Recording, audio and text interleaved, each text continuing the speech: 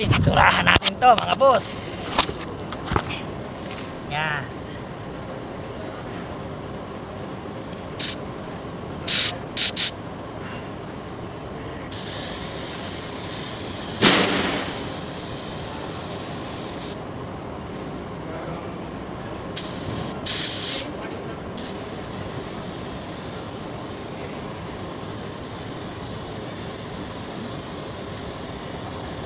Tapos kasi puno.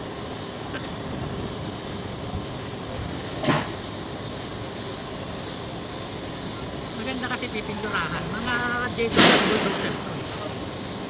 Tapos ko ng repair, overhauling, inalawang kasi matagal na rin naman, kaya pinturahan natin para gumanda-ganda naman yung ating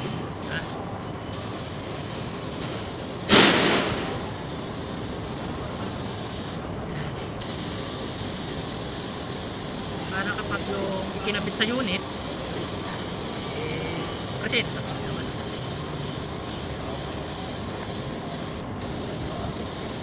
Presentante.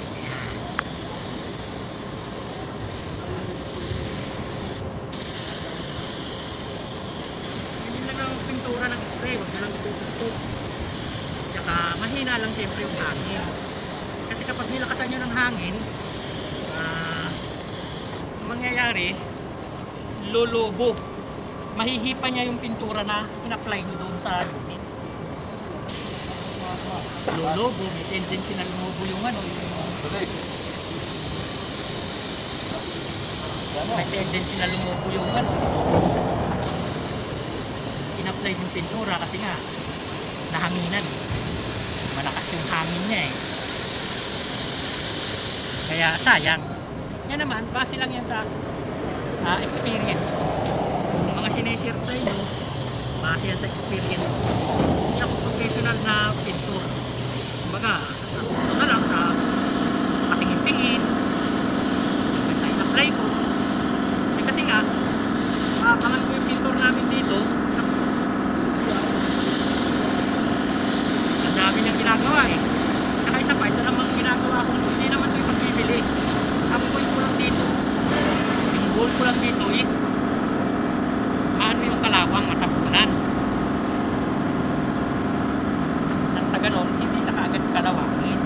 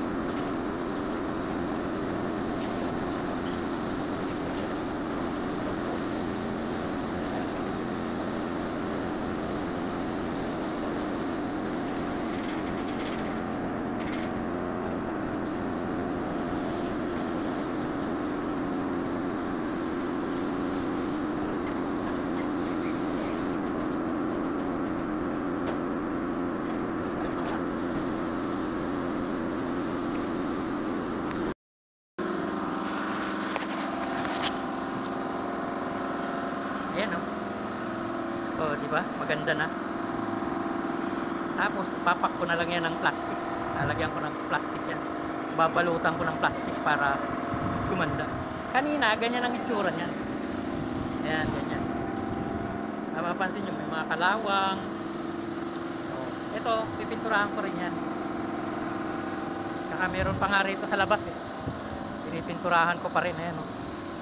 Eh, magtitimpla pa ako. Ayan. Babaligtarin ko pa yan. Sa kabila, hindi pa tapos. Itong, ayan, tapos na yung harap na yan. Tapos ito naman, napak ko na to. Pinturahan ko na rin kahapon. At ito ay pupunta sa Duba. 20 piraso yan. Tsaka dalawa nitong oil cooler. Ayan. Kaya ayan na yan dyan. Kasi naantay ko, kukunin yan. Naantay ko yung forklift, kukunin. Dadalhin sa store. Tapos isasakay sa Wayrack. Pupunta yata sila sa Duba. Pupunta yan bukas. So ito yung sample mga boss ng ano, ng pintura na pag malakas yung hangin mo, ayan. Oh, nagpuputok-putok. Ayan.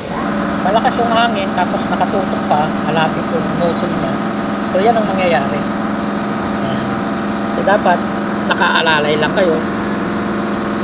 Hindi malayo, hindi malapit. Tapos mahina lang yung hangin. Katamtaman lang. Nang sa ganon, hindi niya ilipad yung pintura kapag in-spray nyo na siya sa unit. Ayan. Pangit ah. Pero tatakpan naman ng goma yan. Tsaka isa pa, ano naman, hindi naman for sale itong mga ginagawa ko. Kumbaga, hinihilamusan ko lang para pag ikinabit sa unit, eh, hindi naman pangit tingnan, di ba?